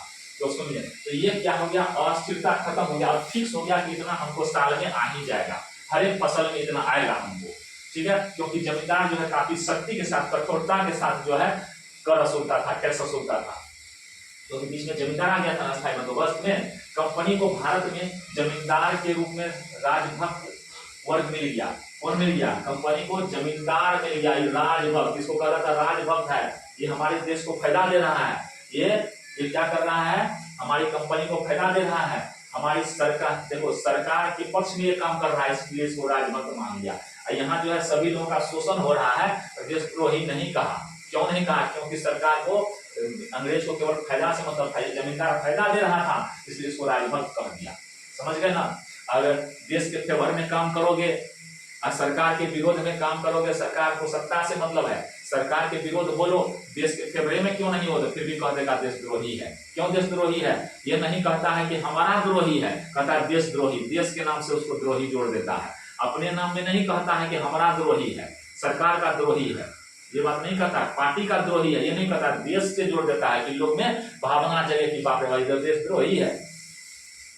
आगे देखिए, लगान वसूली में होने वाला अपव्यय समाप्त हुआ और प्रशासनिक खर्चों में कटौती हुई। प्रशासन जो लगान वसूलता था उसमें ज्यादा बहाली करनी पड़ती थी। समझ गए ना, फालतू लोग कर्मचारी पर खर्चा होता था। अब क्या हुआ, वो खर्चा खत्म हो गया, कर्मचारी को नहीं भेजने लगा, कर्मचारी को वेतन पर रखना पड़ता था, पैसा देना पड़ता था, ये सब क्या हो गया, समाप्त हो गया। डायरेक्ट जमींदारी वसूल के दे देता था, जिसको फायदे हो गया। लगान वसूली में होने वाला अपव्यय समाप्त हो गया, अब मतलब खर्चा खत्म हो गया।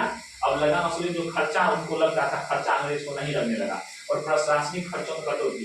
प्रशासनिक खर्चों में क्या, सब उसमें प्रशासन को देखभाल के लिए ऑफिसर रखते थे, जो देखभाल करता था कि कौन लगान दिया नहीं दिया। अब प्रशासन भी हट गया, समझ गए बात को, बीच से कर्मचारी खत्म हो गया, यानी जमींदारी से काम उसका अंग्रेज का चलने लग गया। इसलिए जमींदार को कहा गया राजभक्त है। कौन कहा, अंग्रेज कहा, लेकिन देश के लिए तो बहुत हानि था। अस्थायी मतलब उसमें समझ गए, उस समय के लिए बंगाल की आर्थिक स्थिति ठीक हुई। क्यों ठीक हुई, किसान जोड़ दिया खेती पर। दूसरी बात की, कंपनी में जो अस्थिरता थी, कर का, टैक्स का, आर्थिक स्थिति कंपनी का कभी कभी गड़बड़ा जाता था, अब जो है एकदम लिमिट हो गया, इतना मिलवे करेगा, स्थायी हो गया। जमींदार आ गया बीच में। तीसरी बात क्या हो गया, खर्चा जो अंग्रेज का होता था कर वसूलने में कम हो गया। अब चलते हैं आगे, देखिए अगली बात क्या है, अगली बात है दीर्घोत्तरीय। चलिए दीर्घोत्तरीय में चलते हैं, वही सब बात है, बात में कहीं कुछ अब जो है इधर उधर नहीं है, बात वही है, एक बार देख लो, ठीक है, पुराना है ना।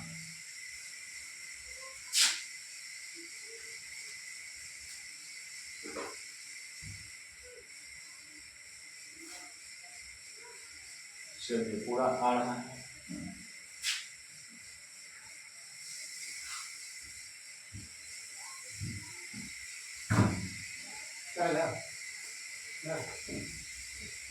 अब देखिए अस्थायी बंदोबस्त पर कहता है लघु निबंध लिखे।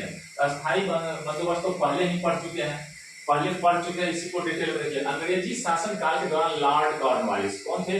Lord Cornwallis. कॉर्नवालिस का नाम पहले क्या आया? 1793 ईस्वी में। अगर 7 और जोड़ेंगे तो 1800 हो जाएगा। तो देखिए अस्थायी बंदोबस्त भू राजस्व व्यवस्था लागू किया गया। भू राजस्व व्यवस्था मतलब भूमि का राजस्व, मतलब लगान, रेवेन्यू लेने के लिए जो व्यवस्था किया गया उसी को कहा गया अस्थायी बंदोबस्त। नया व्यवस्था था। इसके मुख्य उद्देश्य इंग्लैंड के ढंग पर जमींदारों को एक ऐसा नया वर्ग तैयार करना था। तथा इंग्लैंड में पहले जो था जमींदार वर्ग था, वह क्या करता था? किसानों से कर लेता था। सोचा कि इंग्लैंड का स्टाइल अपनाया जाए। इंग्लैंड के स्टाइल अपनाने में उन्होंने क्या किया? जमींदारों को यहाँ पर अस्तित्व में लाया। जमीन बहुत ज्यादा दे दिया, 500 बीघा, 1000 बीघा, इतना जमीन दी जाती थी, जो कि उसका बाद में क्या हो जाता था? वह अपना ही मान लेता था। समझ गया? वही जमीन अभी भी 200 बीघा, 300 बीघा, 400 बीघा जमीन है, वो खरीदा हुआ नहीं था, अंग्रेजी का दिया हुआ है जी, यही कॉर्नवालिस का। अब देखिए एक ऐसा नया वर्ग तैयार करना था जो अंग्रेजी राज के लिए आधार का काम करे। कौन को सोचा कि ऐसा वर्ग तैयार करेंगे जमींदार जो अंग्रेजी राज का आधार हो जाएगा, बेस हो जाएगा, सारा काम वही करके देगा। तो बताइए अंग्रेज को कितना सपोर्ट करता था जमींदार को। यह व्यवस्था बंगाल, बिहार के क्षेत्रों पर लागू हुआ, खास करके बंगाल और बिहार में ज्यादा लागू हुआ। इसमें जमींदारों को भूमि का स्वामी बना दिया गया, जमींदार को भूमि का मालिक बना दिया। जमीन का मालिक कौन? जमींदार। जमीन का मालिक जमींदार हो गया। कौन बनाया? अंग्रेज बनाया, कॉर्नवालिस। तथा किसानों को रैयत बना दिया गया। किसानों को क्या किया गया? रैयत बना दिया। किसान खेती करेगा, जमींदारों से टैक्स लेगा। और जमींदार का समझिए तो नौकर चाकर बन करके किसान रहता था। कोई भी काम हो, घर का काम हो, बाहर का काम हो, उसको अगर कह देता था तो करना पड़ता था। तो कहता था अगर नहीं करोगे तो फिर उसको क्या होता था? जमीन छीन ली जाती थी। और 10/11 भाग कंपनी लेता था, 1/11 भाग जमींदार। तो कितना हुआ? 10/11, यानी कि 10वां भाग कौन? कंपनी का, 1 भाग कौन? जमींदार का। एक भाग तो दिखाने के लिए 1 भाग था, लेकिन क्या करता था? उससे इसके बदले में बहुत सारा काम करवाता था किसानों से। यह व्यवस्था मुख्य रूप से एक निश्चित भू राजस्व प्राप्त करने के लिए लागू किया गया।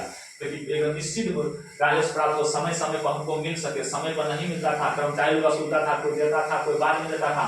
और जमींदार सब क्या क्या एकदम कठोरता के साथ वसूली किया, समय से जमा करता था, इसलिए जमींदार पर अंग्रेज लोग खुश रहते थे। अब देखिए भू राजस्व वसूली के नाम पर किसानों का बड़े पैमाने पर जमींदारों का शोषण बढ़ गया। तो क्या भू राजस्व वसूली पर किसान का बताए ना, किसान का बहुत शोषण करता था ये जमींदार लोग। कई प्रकार के उन पर कर लगाकर तथा नजराना आदि की वसूली लाठी के बल पर होने लगा। क्या होने लगा? ये तो कर तो जो लगाया अंग्रेज खेती का, ये लोग जमींदार लोग ऊपर से भी अलग से पैसा उससे लेने लगा, नजराना लेने लगा, आदि का वसूली लाठी के बल पर होने लगा। सरकार, पुलिस, कानून भी जमींदारों का पक्ष ले लेता। अब बताइए इसका कोई माय बाप नहीं, किसका? बेचारा किसान का। सरकार भी जमींदार का साथ देता था, क्योंकि जमींदार उसको साथ दे रहा था, सरकार साथ देवे करेगी। पुलिस भी उसी का साथ देता था। समझ गए? पुलिस भी उसी के साथ थी। जमींदारों का पक्ष लेते थे। कौन कौन जमींदार का पक्ष? सरकार भी लेती थी जमींदार का पक्ष, पुलिस भी लेती थी जमींदार का पक्ष, कानून भी जमींदार का पक्ष। अब बताइए बेचारा नीचे क्या हो गया? दास गरीब बन करके रह जाता था, गुलामी की जिंदगी जीता था। वह जमींदार का भी कुछ ये गुलाम हो जाता था। तो बताइए तो जमींदार लोग हमारे देश के लिए क्या कर रहे थे? हमारे देश के लोगों का हित कर रहे थे या अहित कर रहे थे?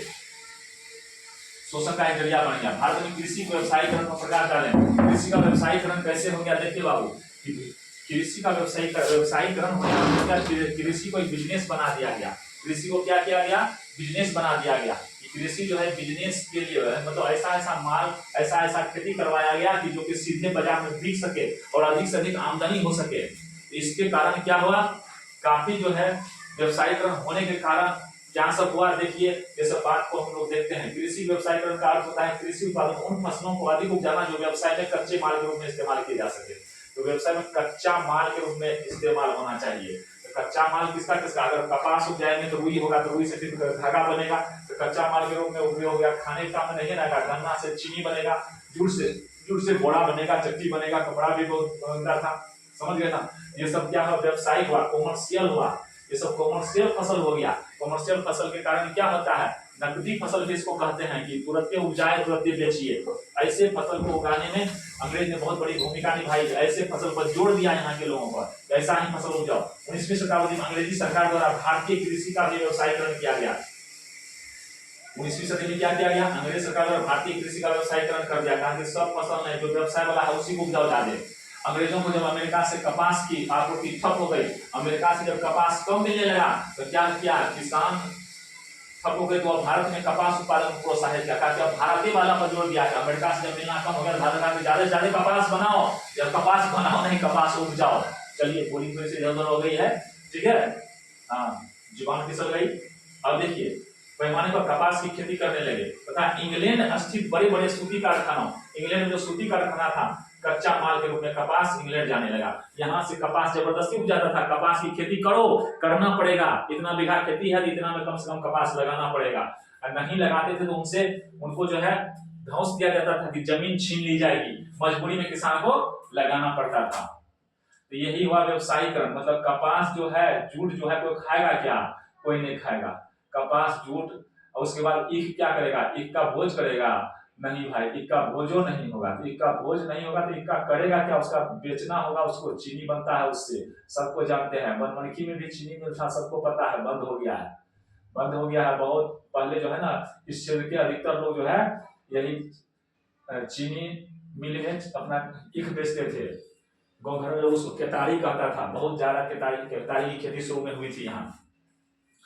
अब तो फैक्ट्री बंद है, चीनी मिल बंद है, तो इसलिए लोग जो है उसको नजरअंदाज कर दिया है। अब देखिए भारत में कृषि व्यवसायीकरण का सबसे दुखद पहलू यह है, इसमें भारतीय किसानों की हालत और दयनीय हो गई। होबे न करेगा,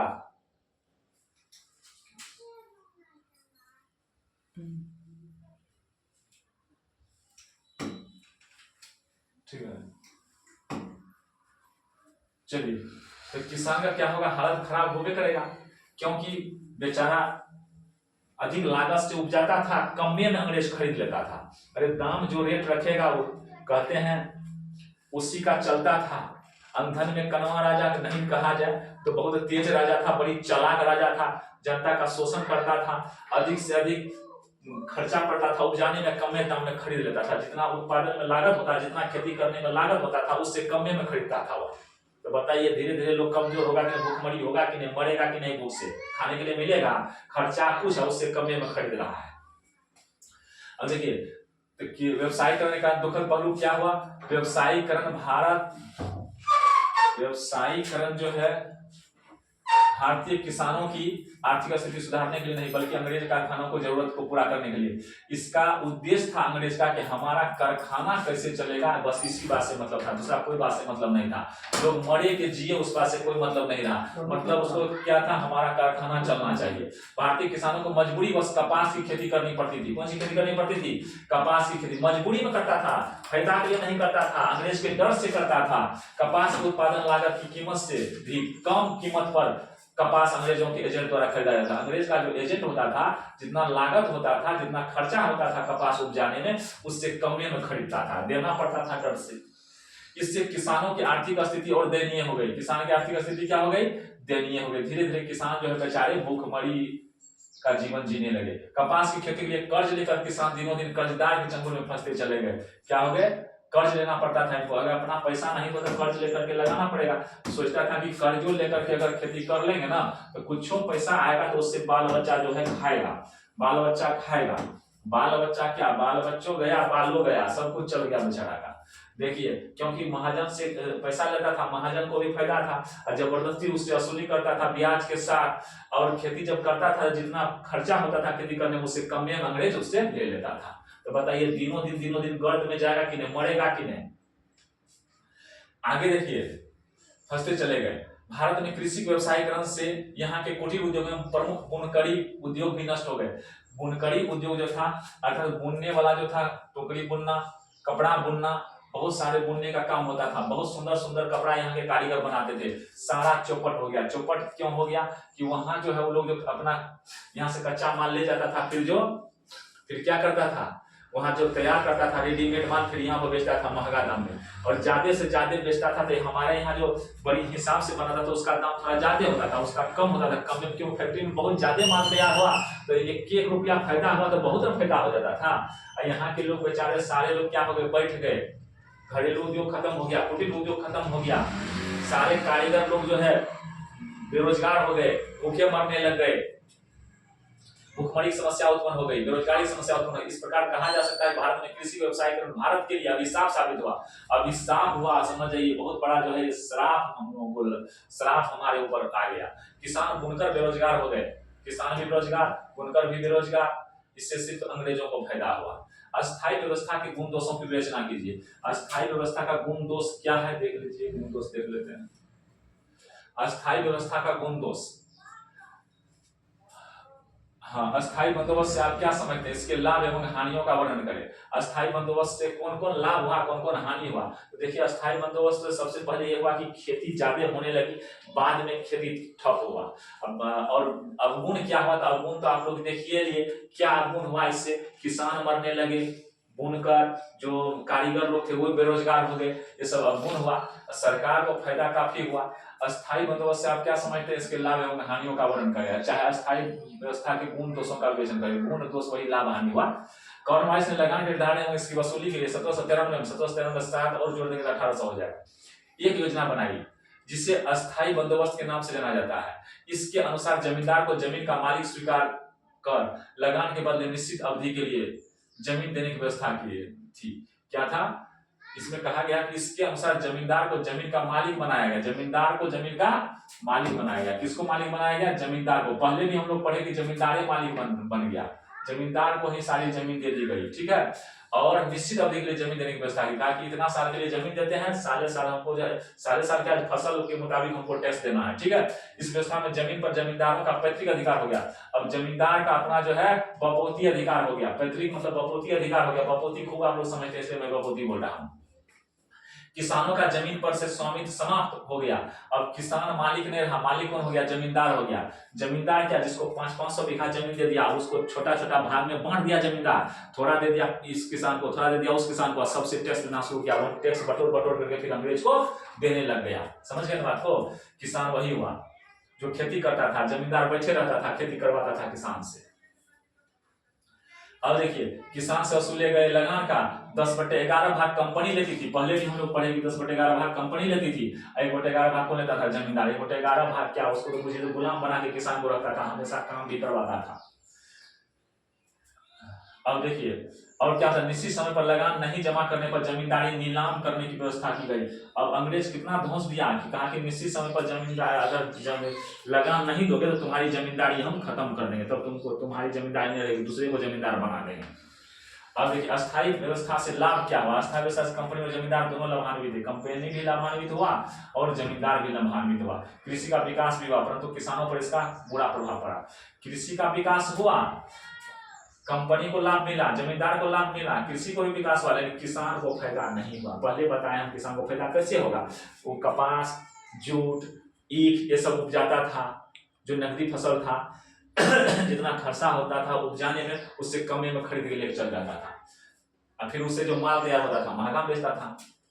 कंपनी का आय निश्चित होना, कंपनी को प्रतिवर्ष होने वाली आय का अनुमान हो गया, इतना हमको एक साल में आएगा ही। इससे अस्थिरता की स्थिति समाप्त हो गई। उसको जो अस्थिरता थी कि कितना आएगा नहीं आएगा, ये चीज उसके दिमाग से हट गया।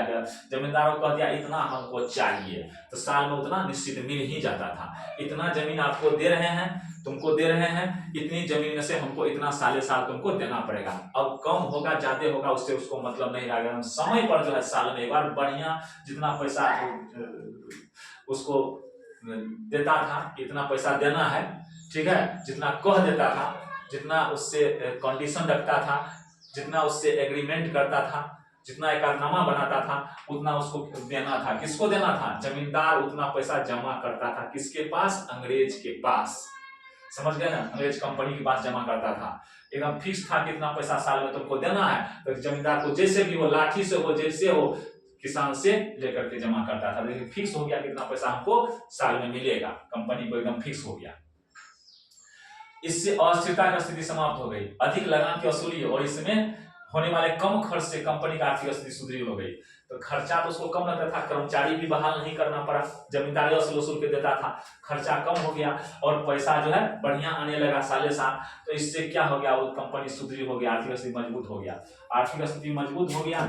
और अब क्या हुआ आगे देखिए, आगे क्या हुआ, कंपनी का आय तो निश्चित हो गया, कंपनी का आय निश्चित हो गया। चलिए अब दूसरी बात, जमींदार वर्ग का उदय हुआ, जमींदार वर्ग का उदय हुआ, इसका काफी वर्चस्व हुआ, काफी जो है तानाशाही करने लगा, एक जो है राजा के रूप में उभर गया, छोटा मोटा राजा।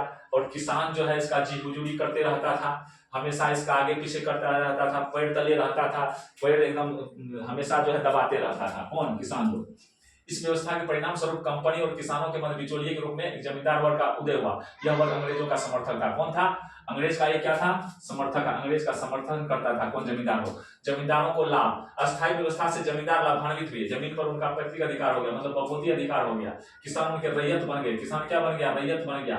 वसूले गए, लगान में हिस्सा मिलने से उनकी आर्थिक स्थिति बढ़िया हो गई। ठीक है, किसान जमींदार को लाभ हुआ। ठीक है, जमींदार वर्ग का उदय हो गया, जमींदार वर्ग काफी जो है चमक गया, काफी हाईलाइटेड हो गया ये लोग। कंपनी की आय में वृद्धि हो गई, कृषि का विकास हुआ, लगान निश्चित होने से किसान और जमींदार दोनों ने कृषि के विकास में रुचि ली, दोनों क्या हुआ, कृषि विकास में काफी रुचि लिया। क्लियर बात है, जान के कंपनी को लाभ मिला।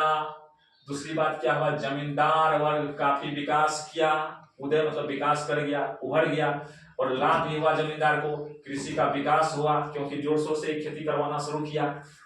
अगली बात देखिए, फिर अगली बात क्या है,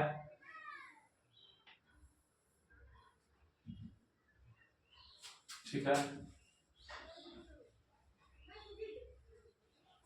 अब देखिए, अस्थायी व्यवस्था से हानि, कंपनी को घाटा, कंपनी को घाटा क्या हुआ देख लीजिए।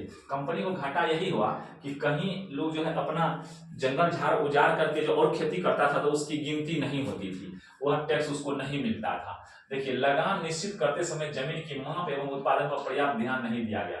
जमीन की जो माप थी, कितनी जमीन हम दिए हैं, कितना इसका एक्वायरमेंट होगा, कितना माप होगा, उत्पादन कितना होगा इस जमीन से, उससे क्या हो गया, उससे उसको मतलब नहीं रहा, उस पर ध्यान ही नहीं दिया। तो ध्यान नहीं दिया तो क्या हुआ, इसलिए उत्पादन बढ़ने और कृषि क्षेत्र के विस्तार से होने वाले आय का लाभ जमींदारों ने उठाया। तो जमींदार क्या किया, तो वो तो अंग्रेज देखने नहीं आता था, वो तो कह दिया कि साल में इतना देना है, और कहीं जंगल उजाड़ करके और खेती कर लिया, चाहे उसका जो है क्या कहते हैं, खेती में जो है फसल ज्यादा हुआ तो जमींदारी उसका पैसा रख लेता था, जमींदारी वह टैक्स रख लेता था। अंग्रेज को तो फिक्स था, इतने तुमको देना है, इतना दे देंगे, ठीक है, अब बाद बाकी सब जमींदारी रख लेता था। इससे क्या हुआ, कंपनी को घाटा हुआ, कंपनी को घाटा हुआ। किसानों की दुर्दशा, अस्थायी व्यवस्था का सबसे बड़ा प्रभाव कृषकों पर पड़ा। जमींदार उनका मनमाना आर्थिक एवं शारीरिक शोषण करता था, शारीरिक शोषण भी करता था, आर्थिक शोषण भी। पैसा भी बता दिए ना, अगर ज्यादा बेचारा मेहनत किया तो किसान का ना होना चाहिए, वो तो सरकार फिक्स कर दी है, अंग्रेज कंपनी फिक्स की है कि इतना हमको चाहिए, तो उसको तो उतने चाहिए। वो बेचारा कहीं ज्यादा परिश्रम करता था तो वह जमींदारी रख लेता था, उससे शोषण करता था, तो समझिए खून चूसता था जमींदार, उससे सब पैसा सब टैक्स जो है वो अपने पास रख लेता था। अंग्रेज इतना फिक्स किया था, उतना जमा था, उसमें से किसान को भी छोड़ना चाहिए था, किसान ज्यादा मेहनत किया तो किसान को देना था, लेकिन किसान को नहीं दिया, किसान को नहीं देता था, मनमाना आर्थिक शोषण, शारीरिक शोषण भी करता था, शारीरिक शोषण के अधिक से अधिक खेती करवाता था, बढ़िया से खेती करो नहीं तो हम ले लेंगे, तो इसलिए ज्यादा अधिक से अधिक खेती करवाता था। अधिक से अधिक खेती करवाने के कारण क्या होता था, बेचारे जी तोड़ मेहनत करते थे, शारीरिक परिश्रम बहुत ज्यादा करता था, लेकिन शारीरिक परिश्रम तो ज्यादा, लेकिन पैसा उसको कम, जो शारीरिक परिश्रम का जो लाभ उसको मिला, जो लाभ होना चाहिए खेत में से जो लाभ मिला, वह लाभ उसको किसान को नहीं मिलता था, वह जमींदार रख लेता था। तो शारीरिक शोषण भी हो गया। सामाजिक विषमता का विकास, अस्थायी व्यवस्था से सुविधा संपन्न जमींदार वर्ग और सुविधा विहीन किसानों का वर्ग तैयार किया गया। क्या तैयार हुआ, देखिए बढ़िया से बात को समझिए। देखिए, अस्थायी व्यवस्था से सुविधा संपन्न जमींदार, जमींदार को खूब सुविधा मिला, और सुविधा विहीन किसान, किसान बेचारा बेसहारा हो गया, लाचार हो गया, जमींदार तो खूब मालो माल, लेकिन सुविधा विहीन हो गई, इसको कोई सुविधा नहीं किसान को। का वर्ग तैयार किया गया। प्रथम वर्ग ने अपने हितों की रक्षा के लिए सदैव अंग्रेजों का साथ दिया। जमींदार किसको साथ दिया? अंग्रेज को साथ दिया। बेचारा और किसान क्या हो गए? किसान अंग्रेज से नाखुश हो गए, जिसके कारण दोनों में द्वेष बढ़ा। जमींदार और किसान में क्या हो गया? द्वेष बढ़ने लगा, एक दूसरे के विरोधी हो गए, भीतर से डर से नहीं बोलते थे, लेकिन एक दूसरे से तबाह हो गए। किसान तबाह हो गया, किससे तबाह हो गया? जमींदार से। यही सब इसकी बात थी। हम जो है इस चैप्टर को पूरे खत्म कर दिए। इतना अगर आप लोग पढ़ते हो बढ़िया से तो इसमें से ज्यादा क्वेश्चन बाहर नहीं जाएगा, सब क्वेश्चन इसी से रहेगा। चलिए धन्यवाद आपको, धन्यवाद है। वीडियो को देखते रहिए। जो भी आर्ट्स के स्टूडेंट हैं, इतिहास के इतिहास के जो स्टूडेंट हैं इस पर बने हुए रहिए, एकदम देखते हुए रहिए। निश्चित ही यही सब क्वेश्चन आपको परीक्षा में आएगा, इसको एकदम बढ़िया से कर लीजिए। धन्यवाद।